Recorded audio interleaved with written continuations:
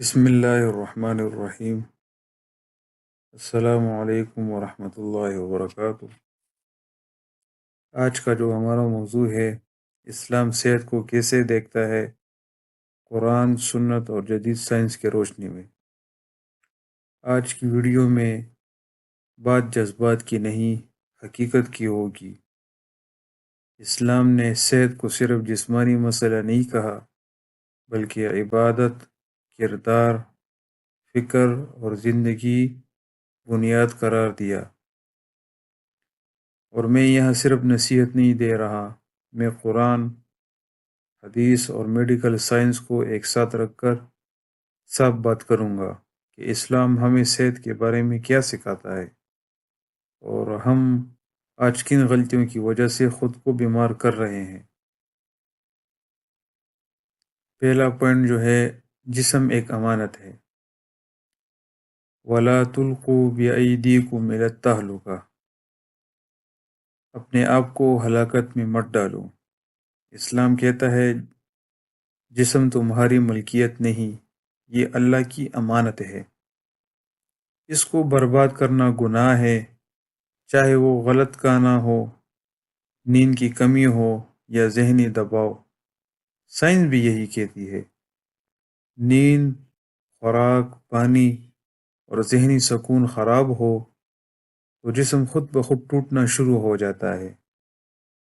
نبی صلی اللہ علیہ وسلم کی زندگی، نبی صلی اللہ علیہ وسلم کی زندگی لگژری نہیں تھی، لیکن صحت بہترین تھی۔ کھانا ایک حصہ، پانی ایک حصہ، سانس کے لیے ایک حصہ۔ مطلب یہ کہ آج ہم 3 حصہ کھانے سے بھرتے ہیں اور پھر کہتے ہیں گلا بیٹھا ہے، گیس ہو گئی ہے، معدہ خراب ہے۔ چلنا روزانہ، جلدی سونا، جلدی اٹھنا، سادہ خوراک، غصہ کم، ذہنی سکون زیادہ، یہ اسلام نہیں، پیور بائیولوجی ہے۔ جسم اسی لائف سٹائل پر بنایا گیا ہے۔ تیسرا پوائنٹ جو ہے، کھانے کا اسلامی اصول۔ اسلام نے 3 باتیں کہہ کر پکارا، یعنی کیا؟ نمبر 1، کم کھاؤ۔ زیادہ کھانا سارے امراض کی ماں ہے۔ نمبر 2 جو ہے، صاف کھاؤ۔ حرام کھانا صرف گناہ نہیں، جسم کی خرابی کا جڑ ہے۔ اور نمبر 3، وقت پر کھاؤ۔ نبی صلی اللہ علیہ وسلم نے کبھی سونے سے فوراً پہلے کھانا نہیں کھایا۔ آج لوگ 11 بجے کھانا کھا کر جو ہے اس کے بعد پھر سوتے ہیں۔ چوتھا پوائنٹ جو ہے، ذہنی صحت۔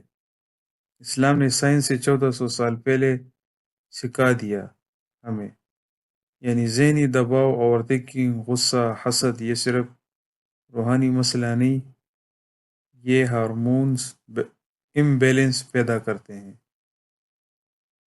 جب یہ بگڑ جائے، نیند ٹوٹتی ہے، معدہ خراب ہوتا ہے، دل تیز چلتا ہے، بیماریاں زیادہ آتی ہیں۔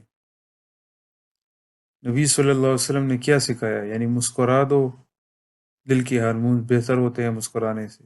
معاف کر دو، ٹینشن ہلکی ہوتی ہے اس سے۔ ذکر کرو، دماغ ریلیکس ہوتا ہے۔ سجدہ، یعنی دماغ بلڈ فلو جو ہے نا وہ بڑھتا ہے اس سے، سائنس بھی ثابت کر چکی ہے، اور دماغ کو سکون ملتا ہے۔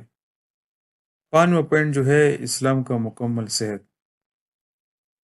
اسلام صحت کو 4 حصوں میں دیکھتا ہے۔ نمبر 1، جسم، خوراک، نیند، حرکت۔ نمبر 2، دماغ، سوچ، جذبات، سٹریس کنٹرول۔ نمبر 3، روح، نماز، ذکر، قرآن۔ اور نمبر 4، کردار، غصہ کم، حرام سے بچنا، حسد چھوڑنا۔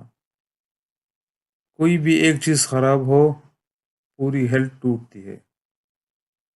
6واں پوائنٹ جو ہے، جدید سائنس اور سنت۔ سنت جو ہے، شہد ہے اس میں کھانے میں، کھجور ہے، زیتون ہے، کلونجی ہے، پانی بیٹھ کر یعنی اعتدال سے۔ سائنس بھی کہتی ہے کہ شہد جو ہے وہ اینٹی بیکٹیریل ہے، کھجور جو ہے وہ منرل بوسٹ ہے۔ زیتون جو ہے وہ ہارٹ پروٹیکٹیو آئل ہے، اور کلونجی جو ہے وہ اینٹی آکسیڈنٹ ہے۔ پانی بیٹھ کر یعنی stomach pressure balance, digestion and good for your stomach. انسان جتنا سنت کے قریب جاتا ہے اتنی ہی بیماریاں سے دور ہوتا ہے۔ ساتواں جو ہے اصل بیماری، مسئلہ بیماری کا نہیں، مسئلہ یہ ہے ہم وقت پر نہیں سوتے، وقت پر نہیں کھاتے، پانی کم، ذہنی دباؤ زیادہ، حرکت صفر، موبائل 8-10 گھنٹے۔ پھر کہتے ہیں اسلامی علاج بتاؤ۔ اسلام کہتا ہے پہلے عادت ٹھیک کرو، پھر دعا کا اثر دیکھو۔ اسلام نے صحت کے اصول کی بنا پر یعنی انسان کو ذمہ دار بنایا ہے۔ سائنس نے بعد میں آ کر انہی اصولوں کو ثابت کیا ہے۔ تم اگر صرف 3 چیزیں ٹھیک کر لو، نیند، کھانا، ذہنی سکون، تو 60% بیماریاں خود بخود ختم ہو جائیں گی۔ اسلام ہیلتھ کو عبادت کی بنیاد بناتا ہے، اور ہم اسے آخری ترجیح بنا کر اپنی زندگی خود برباد کر رہے ہیں۔ بس میرے بہن بھائیوں، ہمیں اپنے جو 24 گھنٹے کی جو روزمرہ روٹین جو ہے وہ ہمیں سنت کے مطابق کرنا چاہیے، تاکہ ہمارا جو ہے نا جو اٹھنا بیٹھنا سب کچھ ہو وہ عبادت بن جائے۔ اور اگر ہم ان باتوں پر عمل کریں گے تو ہمارے جسمانی فائدہ بھی اس میں اور روحانی بھی۔ انشاءاللہ آئندہ ہم اسی طرح اسلامک ہیلتھ ایجوکیشن کے حوالے پر اس طرح ویڈیو جو ہے وہ بنائیں گے۔